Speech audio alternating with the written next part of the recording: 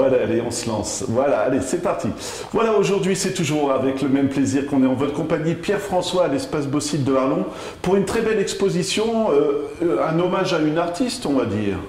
Oui, on peut le dire. C'est un hommage à Hélène van den Put, qui a couvert un demi-siècle de création artistique. Et c'est vrai que ça valait vraiment la peine de mettre en évidence un tel talent, particulièrement éclectique, parce qu'on découvre dans l'exposition un ensemble d'œuvres assez époustouflant à partir du moment où pas mal de techniques ont été utilisées, que ce soit en 2D, que ce soit en 3D.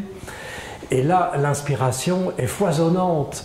Et donc, l'exposition a tenté de rendre compte de cette grande diversité de créations.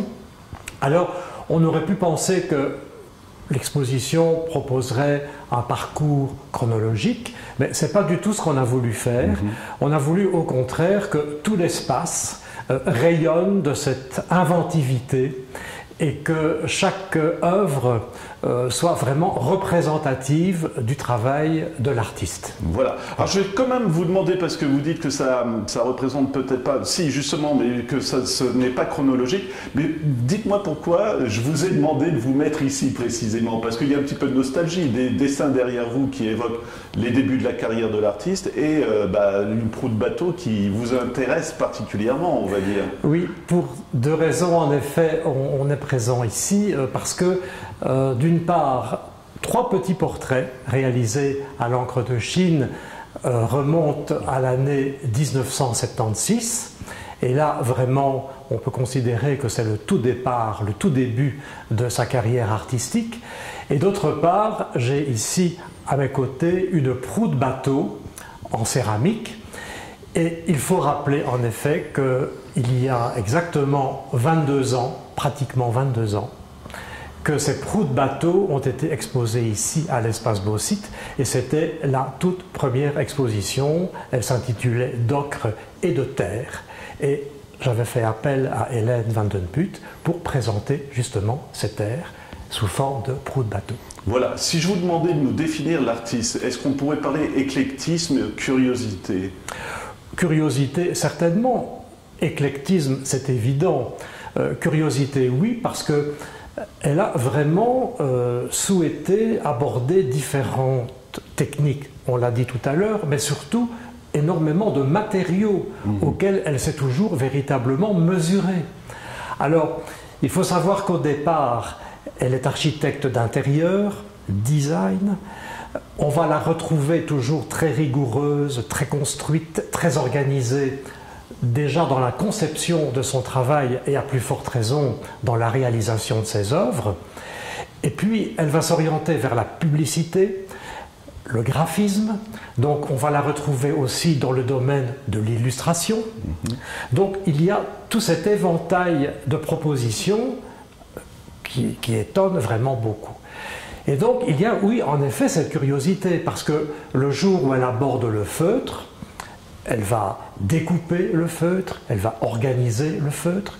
Le jour où elle aborde la bande magnétique, elle en fait un tricot.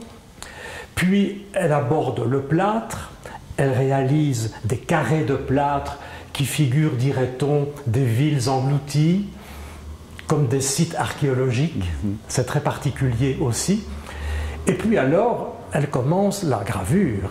Et là, dans l'exposition, c'est frappant de découvrir à quel point les techniques de gravure, elle les a totalement abordées et totalement maîtrisées. À travers le portrait, particulièrement, bon, on sait qu'Hélène était vraiment amateur de portraits. Elle pouvait vous croquer comme ça à l'occasion d'une exposition. Ça s'est passé ici. Elle rencontrait des participants à un atelier. Elle en faisait le portrait. Et puis, du dessin, elle passait à la gravure. Donc on a de la linogravure particulièrement quand il s'agit du portrait, mais on a aussi de l'aquatinte, on a de la manière noire. Elle est passée par la pierre calcaire, donc elle a proposé aussi des lithographies. Et puis on rappelle aussi son passé dans le domaine de la publicité, et il y a tout un secteur qui est consacré à la sérigraphie. Ce que je trouve assez passionnant, c'est que vous l'expliquez, il y a un parallèle entre son métier et le métier, enfin c'est un horrible mot, le métier d'artiste, mais et l'aspect artiste justement, c'est ça qui est intéressant aussi. Hein. Oui, on retrouve en effet des caractéristiques d'exigence, de précision. On sait par exemple qu'elle a réalisé pas mal de maquettes aussi pour des stands d'exposition, elle a créé des objets, donc là on revient très fort à sa formation d'architecte et à son orientation design très marquée, et en illustration aussi, parce qu'elle a écrit. Bon, elle raconte des histoires, alors parfois elle fait appel à quelqu'un d'autre, une artiste qui a travaillé avec elle, c'est le cas de Michel Lavaux, travaille à quatre mains, Michel pour l'écriture, Hélène pour le dessin, mais aussi une histoire qu'elle a racontée à sa petite fille, qu'elle a écrite, qu'elle a imprimée et qu'elle a aussi illustrée d'une série de gravures. Donc ce côté illustration, cette volonté de raconter les choses, c'était aussi caractéristique de son travail. Et ça veut dire qu'elle est constamment en train de travailler justement? Actuellement, elle est en train de tresser de très grands bateaux en osier. Donc elle tresse l'osier, elle assouplit l'osier en le trempant dans l'eau, elle humidifie son matériau. Donc matière souple. Alors matière souple, on disait le feutre tout à l'heure, il y a le papier. Bon, oui. On a vu notamment ce paysage qu'elle a réalisé à la gouache, et par-dessus elle revient avec tout un découpage en fines bandelettes. Et ça, c'est toute sa virtuosité aussi lorsqu'elle aborde le papier. Et les matières souples, c'est aussi bien le fil métallique avec lequel elle a réalisé tout un ensemble de portraits que l'on croirait dessinés sur le mur. Et c'est comme vous le disiez, un autre de ces adjectifs que je dirais, c'est la précision aussi, hein, finalement. La très grande précision dans le trait, dans l'usage de certaines techniques, comme par exemple le pastel, qu'elle associait volontiers à l'aérosol. Donc elle faisait des fonds sur lesquels elle revenait avec le pastel, et elle créait aussi des sortes des natures mortes, on dira, mais aussi des paysages dans lesquels apparaissent souvent les reflets. Bon, bien souvent, elle est très observatrice de son environnement humain, on l'a dit tout à l'heure par le portrait, mais aussi son environnement naturel. Il faut imaginer qu'elle vivait dans une maison proche de la forêt et que par la fenêtre, elle découvrait les arbres, elle découvrait les plantes, et elle a énormément travaillé dans ce domaine, vraiment inspiration végétale, oui, très marqué aussi. Voilà, alors vous parliez de son atelier, ce que je trouve intéressant, si vous voulez bien nous dire la table qui est sur votre droite, c'est quelque chose que je trouve d'émouvant, pour moi je verrais ça comme un petit hommage aussi. Non? Mais je suis entré chez elle, j'ai parcouru la maison, je suis entré dans un atelier, enfin ce que je pourrais appeler un atelier de céramique, où là j'ai vu toute une série de pièces qui étaient accumulées sur un établi, et j'ai fait une photo. Et donc j'avais l'idée ensuite de pouvoir reconstituer ce que j'avais vu exactement dans cet atelier. Et donc là, il y a en effet un ensemble de pièces, abouties, pas abouties, quelques pièces cassées peut-être aussi, quelques têtes aussi de nouveau qu'elle a réalisées en 3 dimensions. Et voilà cette reconstitution, cette évocation de l'atelier.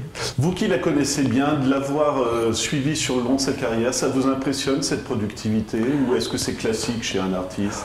Je ne dirais pas que c'est classique, parce que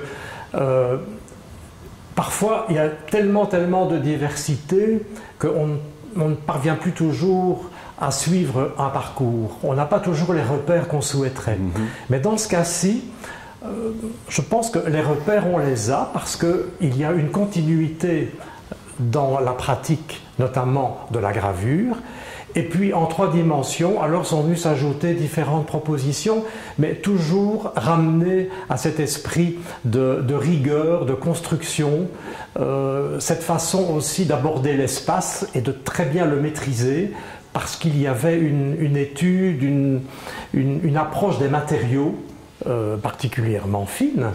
Et donc, l'architecte n'était jamais loin. Et vous avez eu l'occasion de discuter avec elle. Est-ce qu'elle explique le fait de ne pas s'arrêter finalement? C'est formidable. Hein. On ne va pas donner son âge, mais d'être curieux toujours comme ça, c'est assez fascinant. Mais je pense qu'elle est animée d'un sentiment d'invention, de créativité qui ne tarit pas. C'est quelque chose qu'elle a en elle et qu'elle souhaite toujours faire prospérer. Donc, peut-être davantage du côté de la troisième dimension pour le moment, mais elle nous a proposé l'autre jour une aquarelle. Ce sont des feuilles vertes, comme ça c'est très effervescent, c'est très frais. Et donc elle vient aussi de réaliser cette œuvre-là. Donc elle reste encore maintenant extrêmement éclectique dans l'expression de son talent. Ben voilà, donc c'est une exposition à découvrir. Pierre, je vous laisse comme d'habitude nous dire jusque quand et puis où se renseigner. Où se renseigner sur le site www.espacebauxite.be, une exposition qui se clôturera le 28 avril.